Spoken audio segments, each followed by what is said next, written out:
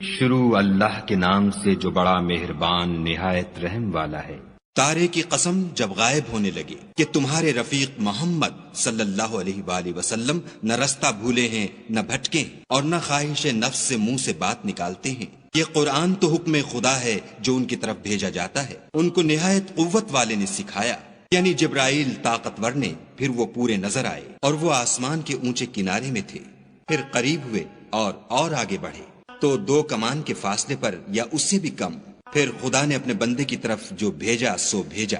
جو کچھ انہوں نے دیکھا ان کے دل نے اس کو جھوٹ نہ جانا۔ کیا جو کچھ وہ دیکھتے ہیں تم اس میں ان سے جھگڑتے ہو؟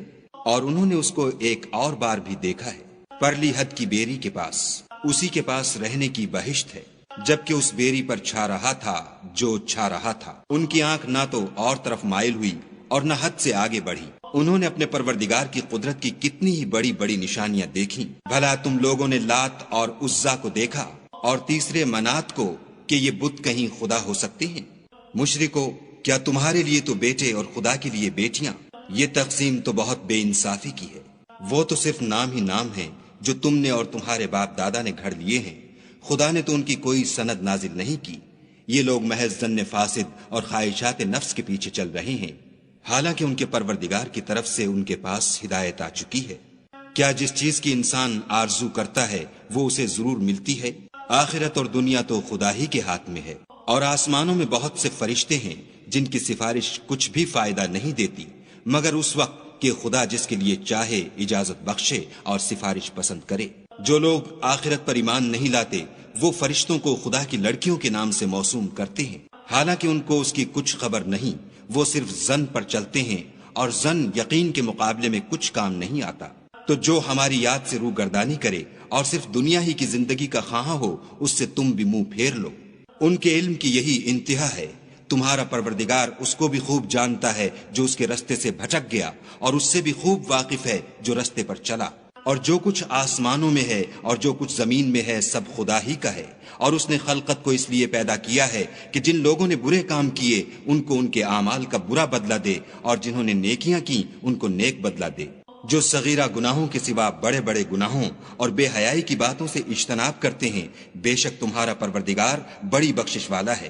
وہ تم کو خوب جانتا ہے۔ جب اس نے تم کو مٹی سے پیدا کیا اور جب تم اپنی ماؤں کے پیٹ میں بچے تھے تو اپنے آپ کو پاک صاف نہ جتاؤ۔ جو پرہیزگار ہے وہ اس سے خوب واقف ہے۔ بھلا تم نے اس شخص کو دیکھا جس نے منہ پھیر لیا اور تھوڑا سا دیا پھر ہاتھ روک لیا؟ کیا اس کے پاس غیب کا علم ہے کہ وہ اسے دیکھ رہا ہے؟ کیا جو باتیں موسیٰ کے صحیفوں میں ہیں ان کی اس کو خبر نہیں پہنچی؟ اور ابراہیم کی جنہوں نے حق اطاعت اور رسالت پورا کیا، وہ یہ کہ کوئی شخص دوسرے کے گناہ کا بوجھ نہیں اٹھائے گا، اور یہ کہ انسان کو وہی ملتا ہے جس کی وہ کوشش کرتا ہے، اور یہ کہ اس کی کوشش دیکھی جائے گی، پھر اس کو اس کا پورا پورا بدلہ دیا جائے گا، اور یہ کہ تمہارے پروردگار ہی کے پاس پہنچنا ہے، اور یہ کہ وہ ہنساتا اور رلاتا ہے، اور یہ کہ وہی مارتا اور جلاتا ہے، اور یہ کہ وہی نر اور مادہ 2 قسم کے حیوان پیدا کرتا ہے، یعنی نطفے سے جو رحم میں ڈالا جاتا ہے، اور یہ کہ قیامت کو اسی پر دوبارہ اٹھانا لازم ہے، اور یہ کہ وہی دولت مند بناتا اور مفلس کرتا ہے، اور یہ کہ وہی شعرا کا مالک ہے، اور یہ کہ اسی نے عاد اول کو ہلاک کر ڈالا، اور سمود کو بھی غرض کسی کو باقی نہ چھوڑا، اور ان سے پہلے قوم نوح کو بھی۔ کچھ شک نہیں کہ وہ لوگ بڑے ہی ظالم اور بڑے ہی سرکش تھے، اور اسی نے الٹی ہوئی بستیوں کو دے پٹکا، پھر ان پر چھایا جو چھایا۔ تو اے انسان، تو اپنے پروردگار کی کون کون سی نعمت پر جھگڑے گا؟ یہ محمد صلی اللہ علیہ وآلہ وسلم بھی اگلے ڈر سنانے والوں میں سے ایک ڈر سنانے والے ہیں۔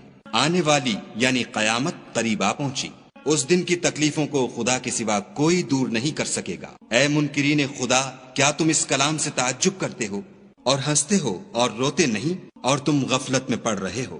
تو خدا کے آگے سجدہ کرو اور اسی کی عبادت کرو۔